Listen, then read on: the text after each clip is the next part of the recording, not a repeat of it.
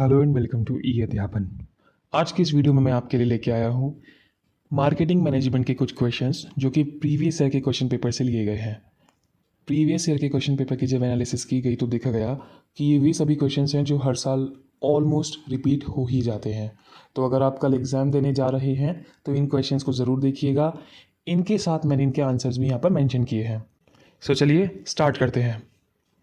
First question है, describes the buyers decision making process and the several factors which influence this decision. क्या है question? कोई भी buyer है, कोई प्रोडक्ट खरीदने जा रहा है तो उसका जो बायर का डिसीजन मेकिंग प्रोसेस होता है उसमें कौन कौन सी स्टेजेस होती हैं? 5 स्टेप्स होते हैं। सो इसमें हमारे 5 स्टेप्स होते हैं। फर्स्ट वन इज़ नीड या requirement, then information search, evaluation of alternatives, purchase decision, post purchase decision. आप इस आंसर को एक एग्जाम्पल के साथ याद रखिए।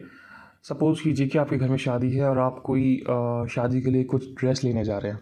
सो उसमें आप क्या करेंगे? सबसे पहले फर्स्ट स्टेप होगा नीड या रिक्वायरमेंट। आप देखेंगे कि हाँ जी, मेरे घर में शादी है और मेरे को अभी नई ड्रेस लेने की ज़रूरत है। फिर सेकंड होगा इन्फॉर्मेशन सर्च। इन्फॉर्मेशन सर्च में आप देखेंगे कि आजकल ट्रेंडिंग में क्या चल रहा है। लोग कुर्ता पजामा पहन रहे हैं, शेरवानी पहन रहे हैं, 3 पीस सूट पहन रहे हैं। फिर इसके बाद इवैल्यूएशन ऑफ अल्टरनेटिव। आप देखेंगे कि क्या मेरे पास यही 3-4 अल्टरनेटिव है कि इसके अलावा और भी कुछ मैं ट्राई कर सकता हूँ। फिर होगा परचेज डिसीजन। आप सर्च करेंगे प्रोडक्ट को, देन आप परचेज के लिए कि ठीक है, मेरे को मान्यवर का ये कुर्ता पजामा या पर्टिकुलर शेरवानी या वेस्टर्न इंडो ये मेरे को पसंद आया और ये मेरे को ख़रीदना चाहिए। फिर आता है post purchase behaviour. Post purchase behaviour में क्या आता है कि आपने कोई प्रोडक्ट ले तो लिया, ख़रीद लिया, लेकिन उसके बाद क्या आप उस प्रोडक्ट से सेटिस्फाइड हैं? अगर आप सेटिस्फाइड हैं तो आप उस प्रोडक्ट को दोबारा लेंगे या फिर और लोगों को रेफ़र करेंगे, और अगर आप सेटिस्फाइड नहीं हैं तो आप औरों को भी रेफ़र करेंगे कि आप कोई भी उस प्रोडक्ट को ना ख़रीदें। सो ये होता है हमारा पोस्ट परचेज बिहेवियर। इसके बाद फैक्टर्स अफेक्टिंग या influence the decision of a buyer. So इसमें हमारे 2 टाइप के फैक्टर्स होते हैं, एक इंटरनल फैक्टर्स और एक्सटर्नल फैक्टर्स। इंटरनल फैक्टर्स हमारे 2 होते हैं, फिर पर्सनल और साइकोलॉजिकल। पर्सनल फैक्टर में क्या आता है? Like age, income, occupation, lifestyle, personality. कि क्या मेरी एज है इस प्रोडक्ट को ख़रीदने के लिए? क्या ये मेरी इनकम के अकॉर्डिंग सूटेबल है? क्या ये मेरी ऑक्यूपेशन के अकॉर्डिंग सूटेबल है? या ये मेरे लाइफस्टाइल और पर्सनालिटी के अकॉर्डिंग सूटेबल है या नहीं? तो अपने प्रोडक्ट को ख़रीदने से पहले ये सभी वो फैक्टर्स हैं जो अफेक्ट करेंगे कि मैं इस प्रोडक्ट को ख़रीदूँ या ना ख़रीदूँ। सिमिलरली आते हैं साइकोलॉजिकल फैक्टर, जैसे motivation, perception, learning and believes and attitude. Motivation की मतलब मेरे को मोटिव ही नहीं है कि मेरे को ख़रीदना है कि नहीं ख़रीदना। फिर आता है परसेप्शन। परसेप्शन लाइक हमने किसी ब्रांड, पर्टिकुलर ब्रांड या हमने किसी पर्टिकुलर प्रोडक्ट के लिए या किसी पर्टिकुलर टाइप के प्रोडक्ट के लिए एक परसेप्शन बनाया हुआ है कि ये प्रोडक्ट बॉयज़ यूज़ नहीं करते, बॉयज़ यूज़ करते हैं, ये तो साउथ इंडिया के लोग पहनते हैं। तो इस टाइप के परसेप्शन हो सकते हैं किसी प्रोडक्ट के लिए आपके। लर्निंग इन द सेंस कि मेरे को पता ही नहीं कि इस टाइप का कोई ब्रांड भी एग्जिस्ट करता है। अगर मैं लर्न करूँगा तो ही मैं प्रोडक्ट को अच्छा खरीद पाऊँगा। नेक्स्ट है बिलीव्स एंड एटीट्यूड। लोगों के कुछ बिलीव्स होते हैं, कुछ एटीट्यूड्स होते हैं जो उनके बाइंग डिसीजन को अफेक्ट करते हैं। नेक्स्ट आता है इसमें एक्सटर्नल फैक्टर। हमारे कल्चरल और सोशल फैक्टर्स हो सकते हैं। ये आप इन फैक्टर्स को याद रखिए और अगर एग्जाम में आता है तो आप इनको इलेबोरेट करके अच्छे से आप इसको लिख के आइएगा। चलिए नेक्स्ट क्वेश्चन है, what do you mean by personal selling? What is the importance of personal selling? Personal selling happens. Selling happens when companies and business firms send out their salesmen to use the sales force and sell the product and services by meeting the consumer face to face. इसका मतलब क्या है? जब company अपने product को बेचने के लिए अपने सेल्समैन को डायरेक्टली मार्केट में उतारती है और फेस टू फेस इंटरेक्शन होता है कंज्यूमर के साथ। 2 चीज़ होती है, एक होता है कस्टमर, एक होता है कंज्यूमर। कंज्यूमर वो होता है जो फाइनली हमारे प्रोडक्ट को यूज़ करता है, कंज्यूम करता है। जब कंज्यूमर के साथ हम लोग direct face to face interaction करते हैं तो उसको हम बोलते हैं personal selling. Types of personal selling 4 type की होती है, retail selling, trade selling, missionary selling और इंडस्ट्रियल सेलिंग।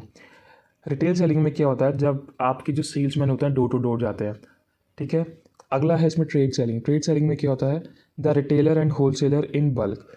रिटेलर और होलसेलर जो होते हैं जब उनको माल किसी बल्क में दिया जाता है, बल्क में ऑर्डर दिया जाता है तो उसको हम बोलते हैं ट्रेड सेलिंग।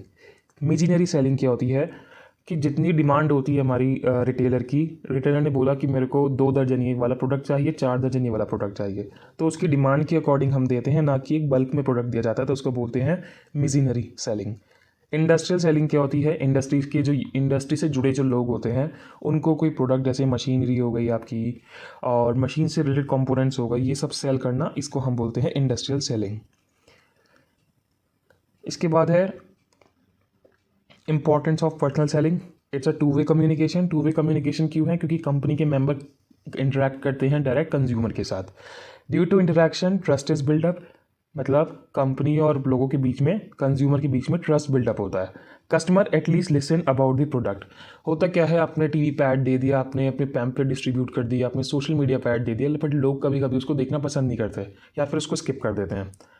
जब आपका कंपनी की साइड से कोई सेल्समैन आपका मार्केट में उतरता है, कंज्यूमर के साथ इंटरेक्ट करता है, तो कंज्यूमर प्रोडक्ट के बारे में एटलीस्ट सुनता ज़रूर है। वो ले खरीदे या ना खरीदे वो अलग चीज़ है, बट कंज्यूमर प्रोडक्ट के बारे में सुनता है, इससे आपके प्रोडक्ट की एडवर्टाइजमेंट बढ़ती है। Reach the audience that can not be reach in other way. जिन ऑडियंस को और तरीके से, मतलब जैसे सपोज कीजिए कोई गांव है और वहाँ पे लोग इतना ज़्यादा टीवी नहीं देखते या वहाँ पे इतना ज़्यादा अवेलेबिलिटी नहीं है रिसोर्सेज की, सोशल मीडिया की, तो आप अपने प्रोडक्ट को रीच, आप अपनी जो वहाँ के लोग हैं उनको रीच नहीं कर पा रहे हैं प्रोडक्ट के प्रमोशन के लिए, सेल्समैन मार्केट में उतर के उनको रीच कर सकते हैं। नेक्स्ट क्वेश्चन आता है, describe the major strategies consideration in PLC in its different stages, या फिर what is product life cycle, draw a neat graph of PLC, what marketing strategies are adopted in each distinct stage of PLC। So सबसे पहले देखिए PLC क्या होता है। PLC is product life cycle, जिसमें किसी भी प्रोडक्ट की हमारी लाइफ साइकिल, प्रोडक्ट का जब स्टार्ट होता है बनना और प्रोडक्ट के एंड होने तक में, उसको बोलते हैं प्रोडक्ट लाइफ साइकिल। प्रोडक्ट का लाइफ साइकिल 4 स्टेजेस होती हैं इसमें, introduction, growth, maturity and decline. So ये होता है हमारा प्रोडक्ट लाइफ साइकिल। देख सकते हैं इट्स बेसिकली ग्राफ होता है, इसमें एक्स एक्सिस पे आपका टाइम दिखाया गया है किसी प्रोडक्ट का और वाई एक्सिस पे सेल्स एंड प्रॉफिट को। सो कोई मेरा प्रोडक्ट है, सबसे पहले प्रोडक्ट डेवलपमेंट हुआ। प्रोडक्ट डेवलपमेंट मतलब कोई भी मेरा नया प्रोडक्ट बनाया गया। फिर उसके बाद क्या है, इंट्रोडक्शन। इंट्रोडक्शन में क्या आता है, जब प्रोडक्ट को नया नया बिल्कुल मार्केट में उतरा, इंट्रोड्यूस किया मार्केट में, तो इसके फर्स्ट स्टेज हो गई इंट्रोडक्शन, जहाँ पे हमारी जो अगर ग्रीन वाली लाइन आप देख पा रहे हैं सेल्स की, स्टार्टिंग में सेल्स हमारी बहुत धीरे धीरे बढ़नी शुरू हुई। फिर इसके बाद ग्रोथ। ग्रोथ मतलब हमारा प्रोडक्ट मार्केट में इस्टेब्लिश होना शुरू हो गया, लोगों ने उसको खरीदना शुरू कर दिया, तो हमारी सेल्स बढ़नी शुरू हो गई। मैच्योरिटी। मैच्योरिटी वो फेज़ है जिसमें हमारे प्रोडक्ट ने बिल्कुल हाईएस्ट सेल्स अचीव कर ली है। और इसके बाद लास्ट आता है डिक्लाइन। डिक्लाइन मतलब जब हमारा प्रोडक्ट अभी पुराना हो चुका है, मार्केट में कोई नया प्रोडक्ट आ गया है, तो हमारे वाले प्रोडक्ट डिक्लाइन हो गया है, डिक्लाइन फेज़ में आ चुका है, कंपनी ने बनाना बंद कर दिया क्योंकि लोगों ने नया प्रोडक्ट खरीदना स्टार्ट कर दिया है। अब इसमें इसके साथ चलते हैं हम रेड वाली लाइन में। रेड वाली लाइन आपको दिखाती है प्रॉफिट का। जब हमारा प्रोडक्ट डेवलप हुआ तो प्रोडक्ट डेवलपमेंट के लिए हम लोगों को स्टार्टिंग में इन्वेस्टमेंट करनी पड़ती है और उस इन्वेस्टमेंट के चलते हमें कोई प्रॉफिट नहीं होता, लॉस होता है। सो इसलिए जो हमारा प्रॉफिट है ये हमारा माइनस में दिखाया गया है, जीरो लाइन के नीचे, है ना। इसके बाद इंट्रोडक्शन, जब मार्केट में इंट्रोड्यूस करते हैं तो हमें बहुत ज़्यादा एडवर्टाइजमेंट करना पड़ता है, उसमें भी अच्छी खासा हमारा एक्सपेंस होता है, तो हमें उस टाइम भी हम लॉस में रहते हैं।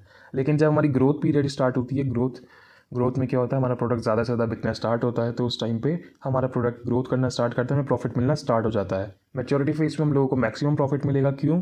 क्योंकि हमारा प्रोडक्ट की सेल्स जो थी वो मैक्सिमम थी। और इसके बाद जब प्रोडक्ट हमारा डिक्लाइन हो जाएगा तो हमारी जो सेल्स है या जो हमारा प्रॉफिट है, हमारा प्रॉफिट ज़ीरो हो जाएगा। सो ये है हमारा प्रोडक्ट लाइफ साइकिल।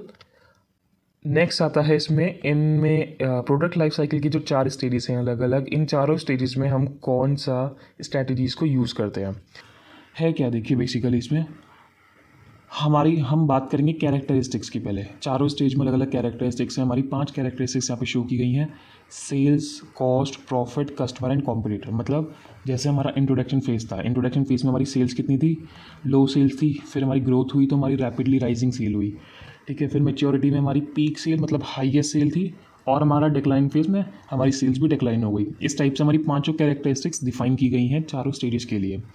अब क्या दिखाया गया इसमें आगे, नेक्स्ट दिखाई गई स्ट्रैटेजीज़। स्ट्रैटेजीज़ हमारी 5 स्ट्रैटेजीज़ होती है, product, price, distribution, advertising and sales promotion. Product में क्या है कि जब आपकी सेल जो थी वो लो थी, तो हमारा प्रोडक्ट भी क्या था उस टाइम पे, ऑफर अ बेसिक प्रोडक्ट। हम लोगों ने स्टार्टिंग में क्या करा, अपना बिल्कुल बेसिक प्रोडक्ट दिखाया।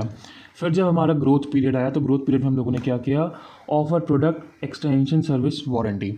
मतलब हम लोगों ने भी अपने प्रोडक्ट की वारंटी देनी स्टार्ट कर दी, क्योंकि हमारा प्रोडक्ट धीरे धीरे कम लोगों तक ज़्यादा रीच कर रहा है।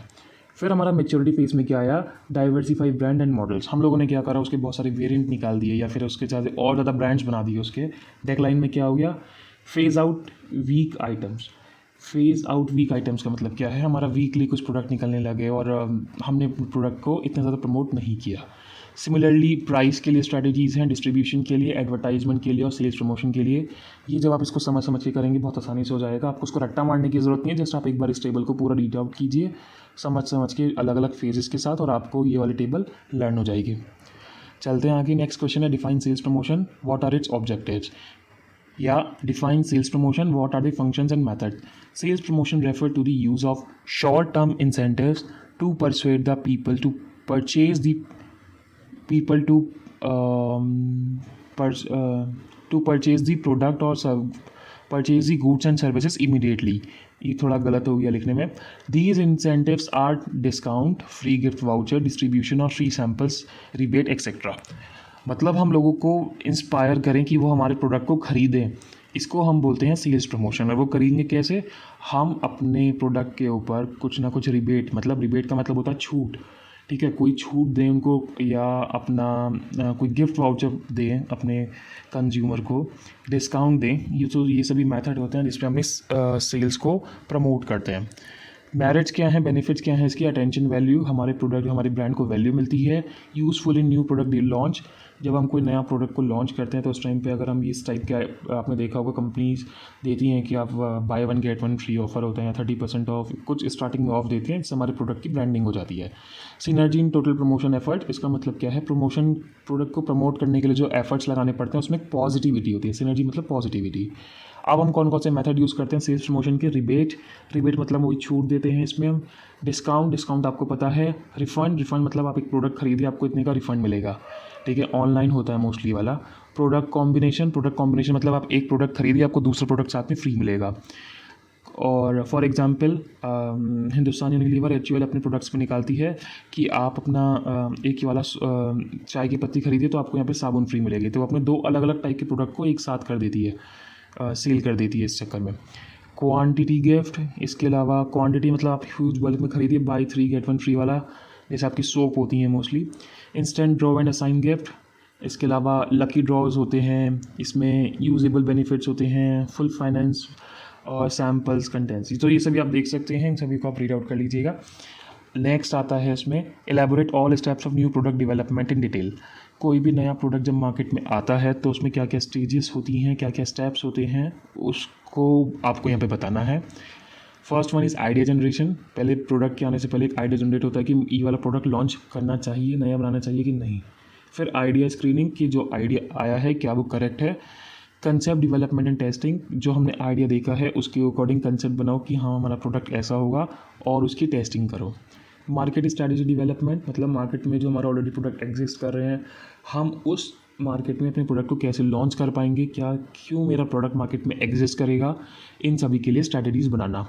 बिजनेस एनालिसिस मतलब कि इस प्रोडक्ट पे मैं इतना पैसा खर्च करूँगा, क्या मुझे बिजनेस में प्रॉफिट मिलेगा कुछ टाइम में, तो ये होती है हमारी बिजनेस एनालिसिस। फिर आता है प्रोडक्ट डेवलपमेंट, मतलब फाइनली मैं प्रोडक्ट को बनाऊँगा, मैन्युफैक्चरिंग करूँगा।